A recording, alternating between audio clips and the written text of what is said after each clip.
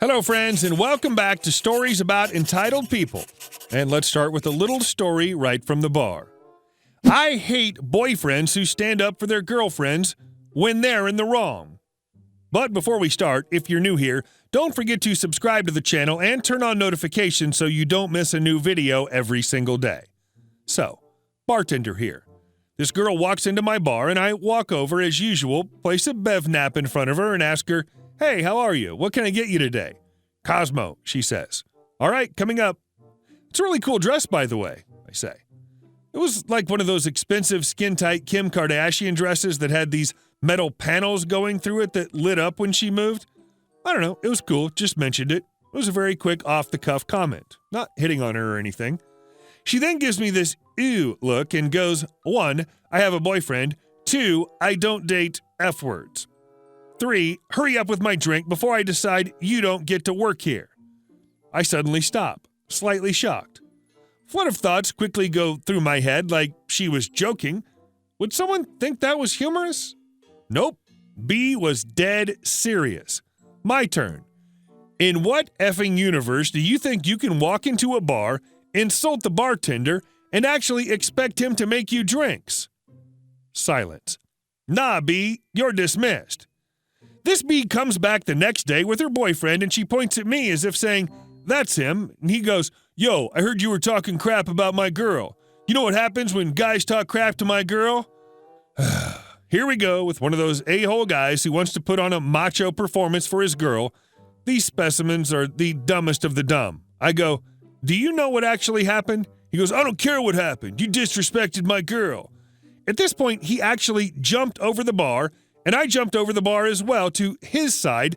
Then his dumb butt jumped back over the bar to the guest side, at which point one of the bouncers tackled his butt. Yeah, maybe I shouldn't have called her a bee, but she was in the wrong. If my girlfriend acted like that to a bartender and got called a bee, I'd be like, "Yeah, that was a bee thing to say, you dumb bee." I hope they don't procreate. And our second story. Real considerate guests arriving within an hour before close. We close at 10. It's 9:10 and the bar and dining room have completely cleared out. The phone rings. "Is it too late to come in?" a man asks. "Our kitchen closes at 10, I respond. "We'll be there soon." They come in and see the restaurant empty and apologize profusely. I reassure them it's all right and sit them down. They ask how many kitchen workers are back there. 3. They order 2 Negronis and 3 beers. I bring the drinks. These beers are for the kitchen. I notice from their conversation they're oncologists. These men end up also having a bottle of wine, an appetizer course, a salad course, and main dish. They insist I find out what dessert is most convenient for the worker on pantry. I, of course, tell them to order whatever they want, but they insist. They order the bread pudding because it was the easiest to make. They eat and leave in a timely manner. They give a big thank you to the kitchen, leaving before 10:10. $200 check left me $50.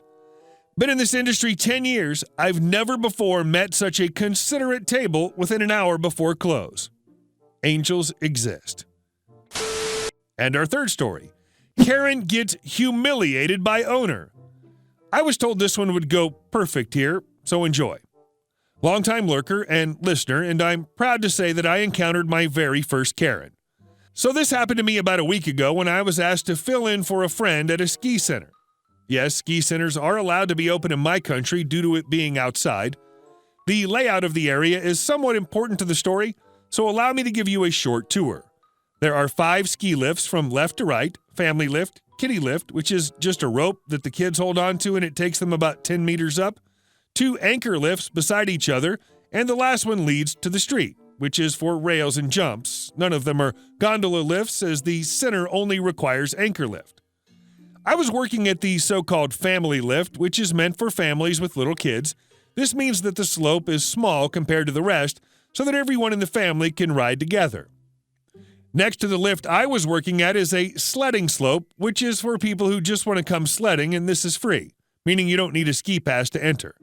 Also, every lift has a snowmobile, and I had mine parked next to the lift so I could have somewhere to sit if I wanted to, and due to the cold, the suspension was somewhat frozen, which meant that when someone took a seat on the snowmobile, it made a sound.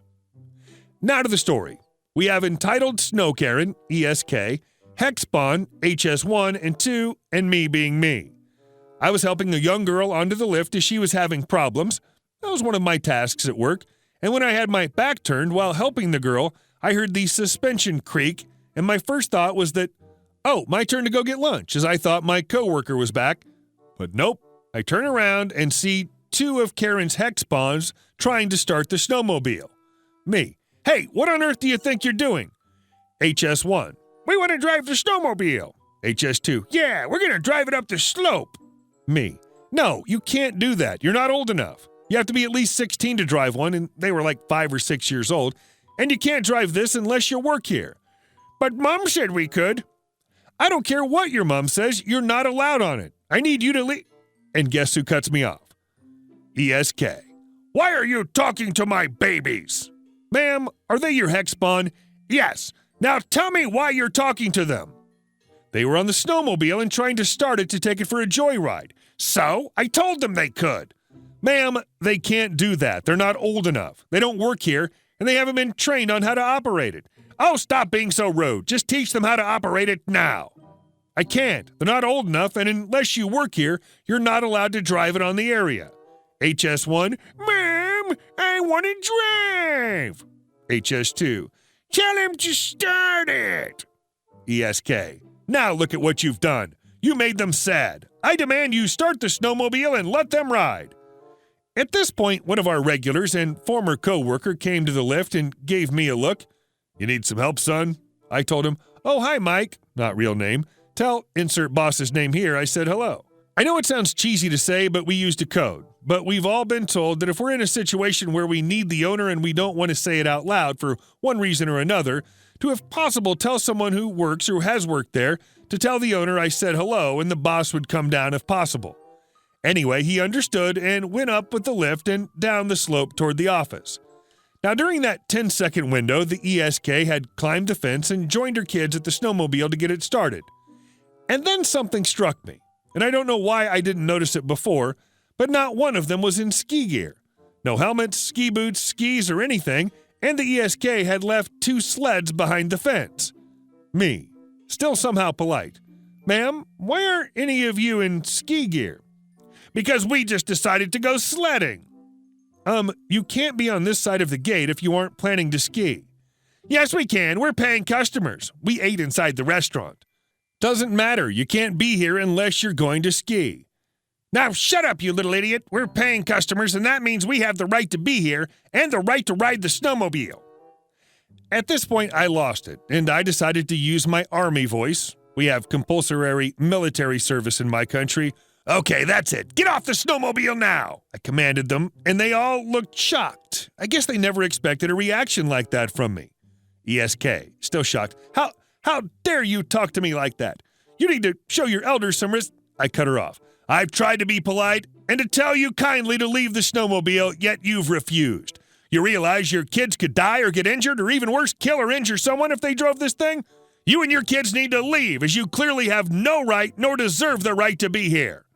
At this point, she tried to play the victim card when a family of 6 came to the lift. Help! Help! She said. This boy is harassing me and my babies. Luckily for me, the family didn't believe her when I explained the situation and assured them I didn't need help. Now the ESK decided she would play the infamous I know the owner card.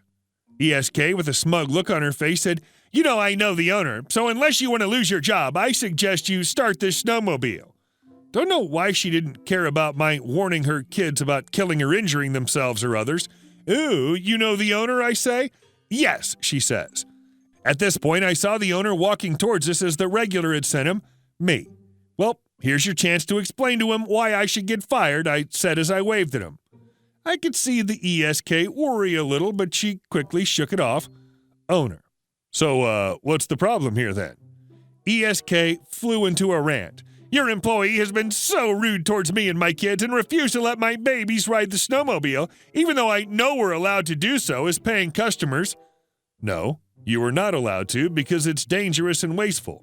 Also, I can see that none of you are dressed to be on this side of the fence, and thus I can assume you've not paid to be here. Well, what about him? She said as she pointed at me. He's not dressed for skiing either. Well, That's because he works here and he should not be dressed for skiing. ESK, slowly realizing she's fighting a losing battle, decided to go for the harassment claim. Well, he harassed me and my babies, and I demand he's fired for his behavior. Now, the owner's a chill guy and has a great sense of humor and does not take BS from anyone, and he saw he had an amazing chance to strike down this Karen. Well then, should we see what audio the cameras have recorded? No, that's not necessary. But I demanded he be fired for his behavior. The owner cut her off. And I guess I should also tell my daughter that her boyfriend is a horrible person for harassing a mother and her children, right? Oh, how devastated she'll be, he said sarcastically. You see, what the ESK didn't know is that I've been dating the owner's daughter for 2 years, and when I have time, I spend the weekends at her family's house. Now the ESK realized that her battle was lost, and just on cue started shrieking about how she'll leave a horrible Facebook review, how the police will hear about this, how she'll never come back because we are so horrible to customers, yada, yada, yada. You guys know the drill. After she left, me and the owner started laughing, and he said he'd save the security footage because he wanted to keep this as a Karen takedown trophy. Not long after, I got my lunch break and called my girlfriend to tell her about the encounter, and she started laughing as well. I do hope I get to see her again so I can ask her if she'd like to see the owner again. Hey guys, thank you all for watching the video to the end, and I'll see you in the next one.